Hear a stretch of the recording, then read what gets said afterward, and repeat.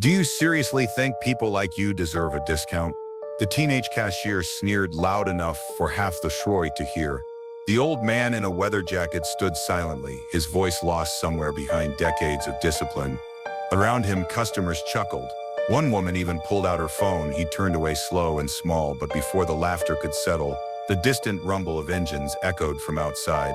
20 minutes later, the entire parking lot was filled with military vehicles and not a single person was laughing anymore. What would you have done if this felt wrong to you? Drop a 1 in the comments. You do, I know, pop one in them. Jacob Archer woke each morning at precisely 5:30 a.m., a habit formed over 4 decades ago in the jungles of Southeast Asia. At 74, his body might have earned the right to sleep in, but his mind refused to acknowledge such luxuries. Discipline was not something you could simply switch off like a light. His small apartment was immaculate, bed made with hospital corners, shoes aligned perfectly by the door, a single coffee mug washed and dried immediately after use. The walls held few decorations, save for a faded photograph of 11 young men in uniform, arms thrown around each other's shoulders, their faces a mixture of bravado and barely concealed fear. 6 of those faces had been gone less than a year after the photo was taken. Jacob's olive green army jacket hung by the door, its fabric worn thin at the elbows, patches faded but meticulously maintained. He wore it not from sentimentality but practicality. It was warm, durable, and reminded him to stand straight even when his spine protested. The silver star and bronze star medals it had once displayed now rested in a wooden box beneath his bed. Some honors weren't meant for daily conversation. Every Tuesday, Jacob volunteered at the Riverside Community Shelter, serving meals to people whose eyes carried the same distant look he sometimes caught in his own reflection. On Thursdays, he read to children at the public library, his gravelly voice softening when he turned each page. And almost daily, he slipped whatever spare change he had into the cups of strangers on street corners. Never making eye contact, never expecting thanks. Today was neither Tuesday nor Thursday. But Jacob had a list. He needed new work gloves for the community garden and batteries for his flashlight. Simple necessities. The sporting goods store on Maple Street was having a sale according to the newspaper he still had delivered each morning. The store was busier than he'd expected, filled with the electronic chatter of smartphones and the persistent thrum of pop music from overhead speakers. Jacob navigated the aisles methodically, finding his items without assistance, holding each with careful consideration before adding it to a small handbasket. When he reached the checkout line, he stood patiently watching as a young mother struggled with a crying toddler behind him. The child's face was red with frustration, tears streaming down chubby cheeks as he pointed desperately toward a display of colorful water bottles. "Hey there, buddy," Jacob said softly, kneeling despite the protest from his right knee, a souvenir from a landmine that had claimed 2 of his friends. He pulled a small folded paper crane from his pocket, one of dozens he made each evening to keep his fingers nimble. "You want to hold this for a minute? Just be careful with the wings." The child's sobs paused mid-hiccup as wonder replaced distress. Small fingers reached out, accepting the origami bird with reverence. "Thank you," the mother whispered, exhaustion etched across her face. Jacob simply nodded and turned back, finding himself at the front of the line. The cashier couldn't have been more than 17, a boy with carefully styled hair and a name tag that read Tyler. He barely glanced up from his phone as he began scanning Jacob's items. "That'll be 32,147s," he announced, still typing something with his thumbs. Jacob carefully counted out exact change from his worn leather wallet. "Do you offer a military discount by chance?" he asked, his voice quiet but clear. The teenager finally looked up, eyebrows arched in theatrical surprise. His gaze swept over Jacob's weathered face, the faded jacket, the deliberately straight posture that defied his years. "What war was that?" Napoleon, Tyler asked, lips curling into a smirk. His voice rose, designed to carry. "Just kidding. No, we don't discount pity." The words hung in the air for a moment before someone in the next line chuckled. Then another, a woman waiting by the returns counter, pulled out her phone, angling it toward Jacob with undisguised amusement. "This gonna go viral. Old guy wants handouts," she stage whispered to her companion. Jacob's expression never changed. Decades of military discipline had taught him to wear neutrality like armor, to keep emotion carefully contained. Where it couldn't be used against him, he simply nodded once, gathered the items from his basket and placed them back on the nearest display shelf. "Thank you for your time," he said, each word measured and even. As he turned toward the exit, moving with the deliberate pace of a man whose body had betrayed him more than once, A voice drifted from somewhere behind. Guess old heroes are just old now. Near the customer service desk, an assistant manager in his mid-30s watched the exchange, discomfort evident in his shifting posture and furrowed brow. For a moment it seemed he might step forward, might say something to correct the casual cruelty unfolding before him. But the moment passed, courage failing beneath the weight of confrontation, and he remained silent as Jacob Archer pushed through the glass doors and into the bright afternoon beyond. Outside, Jacob lowered himself carefully onto a concrete parking bumper, his knees protesting the movement. He sat with the precise posture of a man who had once commanded others, his gaze fixed on the distant horizon as laughter continued to spill from the store behind him. Jacob sat motionless on the concrete parking barrier, his weathered hands resting on his knees. To a casual observer, he might have appeared to be simply resting, perhaps waiting for a ride, but the slight tremor in his fingers betrayed a deeper disturbance. Not fear or anger, but something more profound, memory perhaps, or the weight of time. From his shirt pocket, he withdrew a small leather-bound notebook, its edges softened by years of handling. He flipped past pages of neat, precise handwriting until he found what he sought, a photograph, its colors faded and corners worn smooth. 12 young men stood before a military helicopter, their faces streaked with mud and exhaustion, arms slung over each other's shoulders in casual brotherhood. Several of the faces had been carefully crossed out with a single black line. Jacob ran his thumb over their features, a ritual of remembrance performed thousands of times over 5 decades. He didn't speak their names aloud anymore, didn't need to. They lived in the space between his heartbeats. Inside the store, the incident had already become a shared joke rippling through the checkout lines. Tyler, emboldened by the attention, pantomimed an exaggerated military salute for his co-workers, earning scattered laughter and approving nods. "These old vets, man," someone commented loudly, "always thinking they're owed something just for doing their job. But my grandpa's the same way," another voice chimed in. "Won't shut up about his service. Like we get it, you're ancient." The assistant manager, whose name tag identified him as Ethan, continued stocking shelves nearby, his movements increasingly agitated as the mockery persisted. He glanced repeatedly toward the front windows where Jacob's silhouette remained visible against the afternoon sun. A young man in his early 30s approached Ethan, his shopping basket containing only a pair of running shoes and socks. His military haircut and erect posture marked him as clearly as any uniform. "Excuse me," he said quietly. "That older gentleman who just left, did he ask for a military discount?" Ethan nodded, guilt flashing across his features. "Yeah, why?" "Because I think I know who he is." The young man's expression had hardened. "That jacket he's wearing, 101st Airborne patch, right?" "I didn't really notice." Ethan admitted, "I did."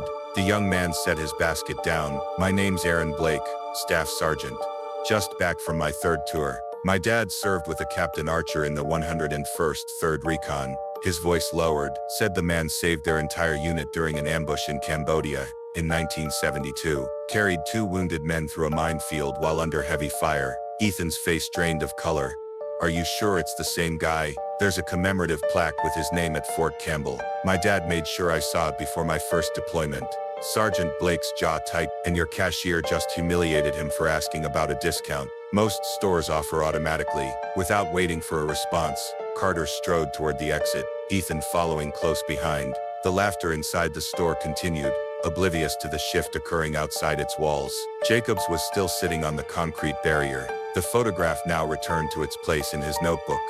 He looked up as Carter approached, mild curiosity, the only emotion visible on his weathered face. Sergeant Blake stopped 3 paces away and snapped to attention, his right hand rising in a perfect salute. "Captain Archer, 3rd Recon, 101st Airborne," he said, voice carrying across the parking lot. "Sir, I owe you my father's life." Jacob blinked, momentary confusion, giving way to recognition. He rose slowly to his feet, returning the salute with practiced precision, despite the years that separated him from active duty. "At ease, son," he said quietly. "Your father was Daniel Blake, Echo Company." "Yes, sir. He told me what happened at Kotung. Said you carried our medic a mile and a half with a bullet in your own leg." A small crowd had begun to gather near the store entrance, conversations dying as they strained to hear the exchange. The woman who had been filming earlier raised her phone again, this time with uncertainty rather than mockery. Jacob's expression remained neutral, but something in his posture softened. "Your father was a good soldier, brave man. He says the same about you, sir." Carter lowered his voice, speaking just for Jacob now. Would you mind waiting here for a few minutes? There are some people who should meet you. Without waiting for an answer, Carter stepped aside and pulled out his phone, his fingers flying across the screen as he composed a message. Ethan stood awkwardly nearby, shifting his weight from foot to foot, words of apology forming and dissolving before they could be spoken. Within 15 minutes, 2 pickup trucks pulled into the parking lot, each bearing American flags on their tailgates.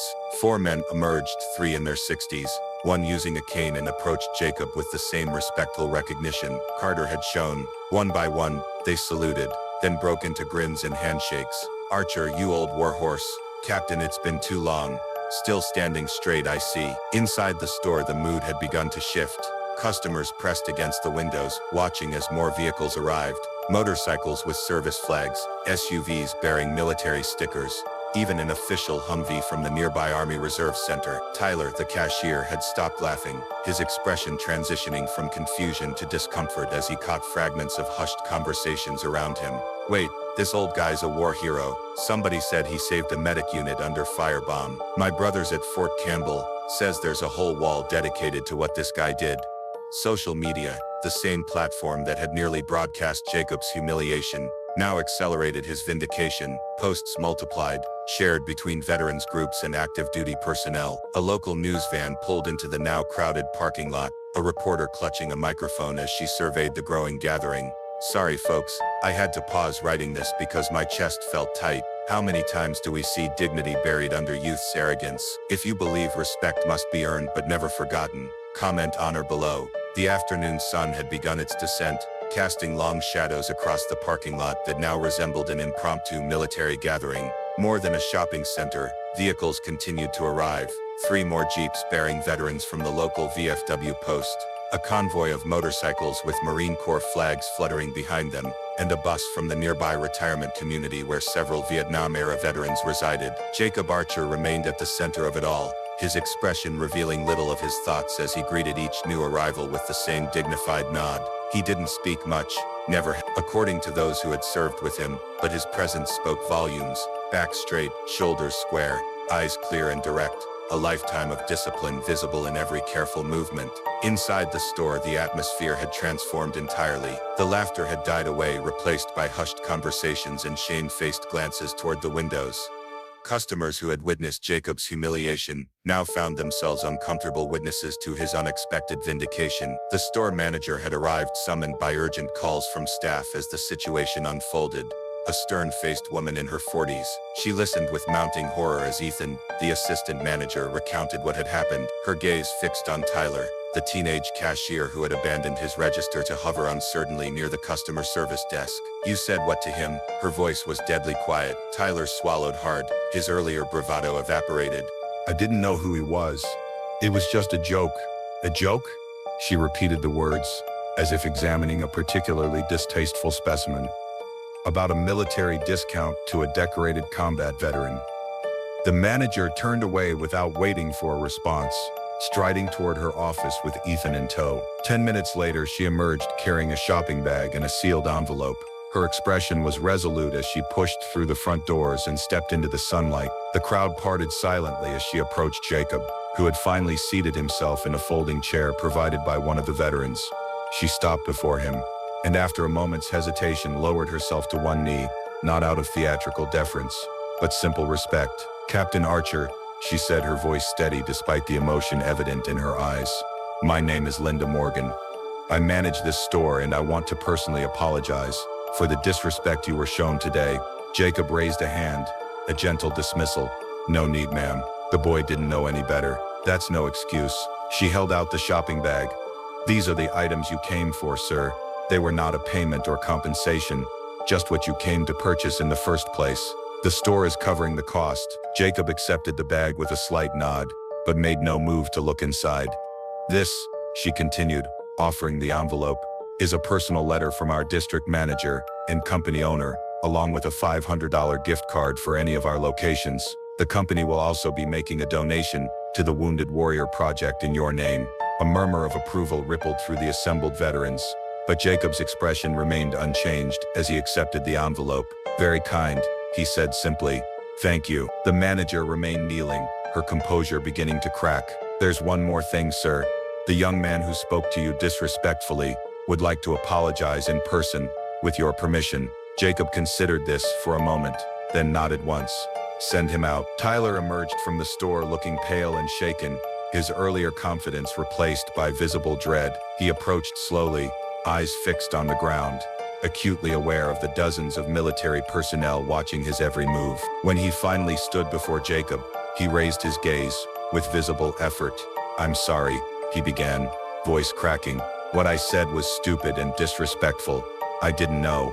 "Stop there, son." Jacob interrupted his voice, gentle but firm. "I'm not owed an apology because of what I did 50 years ago.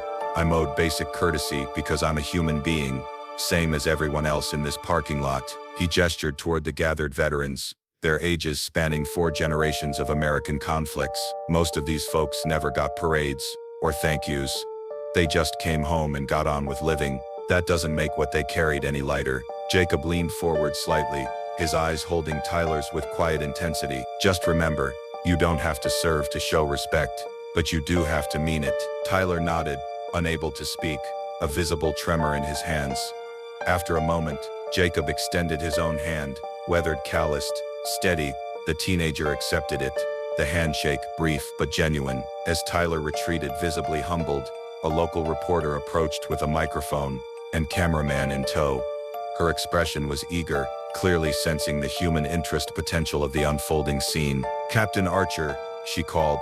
"Melissa Chen, Channel 5 News. Would you be willing to share your story with our viewers? We'd love to hear about your service and the amazing response we're seeing here today." Jacob's response was immediate and firm.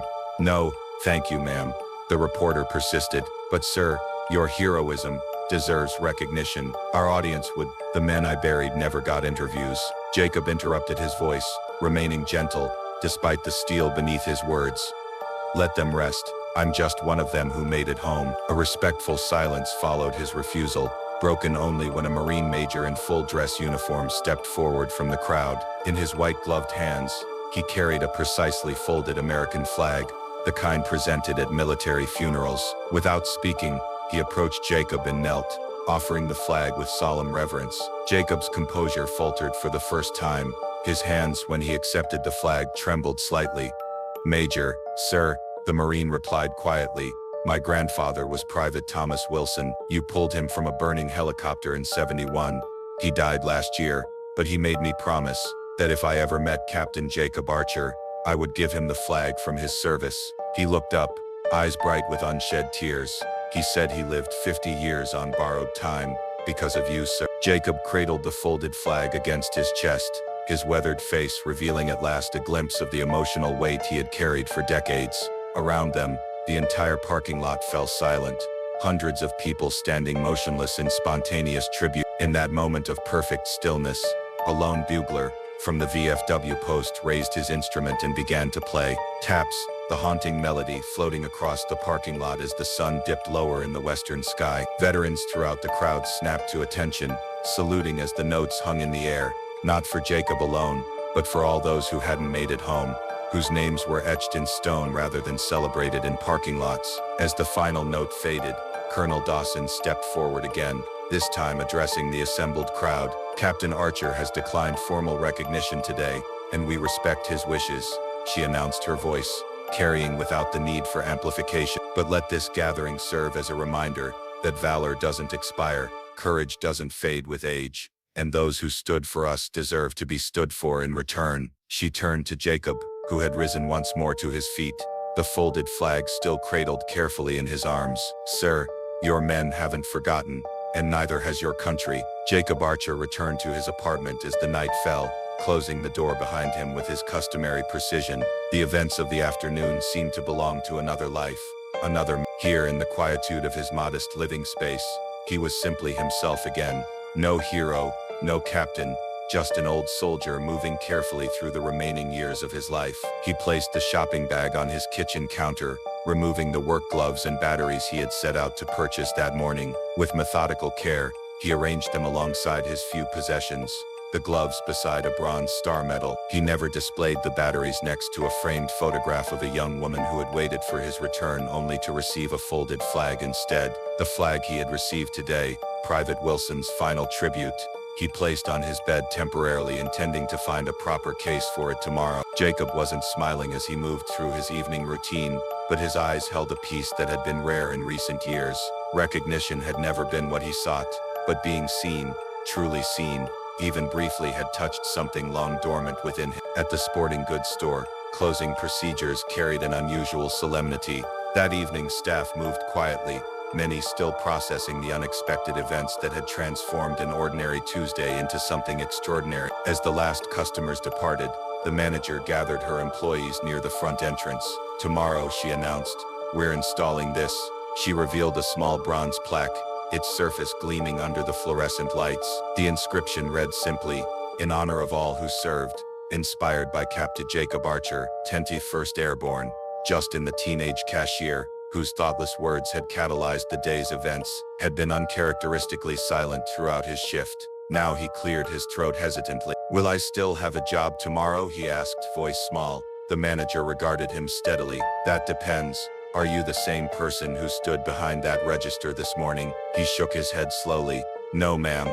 I don't think I am." "Then yes, you have a job." Her expression softened slightly. "We all have moments that define us, Tyler. It's what we do afterward that matters."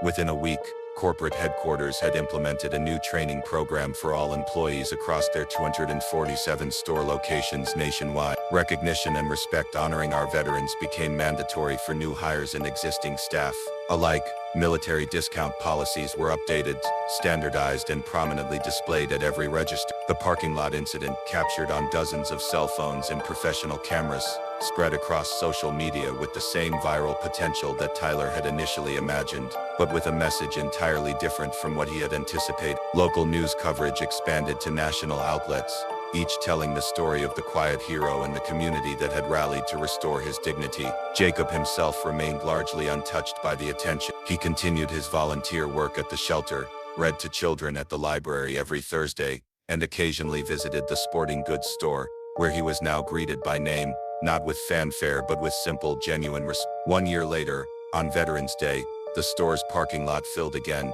not with protest or impromptu gathering, but with deliberate remembrance. Veterans from every branch of service assembled alongside civilians, local officials, and school children, brought by teachers who understood the importance of living history. Jacob attended briefly, accepting handshakes and quiet thanks with the same dignified reserve that had carried him through combat and civilian life alike. When offered the microphone to speak, he declined with a gentle shake of his head, preferring to stand among his fellow veterans rather than before them. As the years passed, the annual gathering continued even when Jacob's health began to fail, and his visits became less frequent. The story remained passed between employees, retold to new hires, shared as both warning and inspiration. 5 years after that fateful afternoon, a 7-year-old boy visited the store with his father. As they completed their purchase, the child noticed the bronze plaque, now a permanent fixture beside the front entrance. "Who's Captain Archer?" he asked, tracing the engraved letters with small fingers. His father, who had been present on that transformative day, knelt beside him. He was a quiet man who did brave things without ever talking about them. He taught a lot of people an important lesson just by being himself. The boy considered this, then straightened his posture and raised his hand in a solemn, if imperfect, salute toward the empty bench outside the store entrance. The same bench where Jacob had sometimes rested on his increasingly rare visit. "Some heroes never ask to be remembered," his father said softly, "but it's up to us to never let them be forgotten." Subscribe to Steelheart Stories if you believe true honor doesn't fade with time, it just waits to be recognized.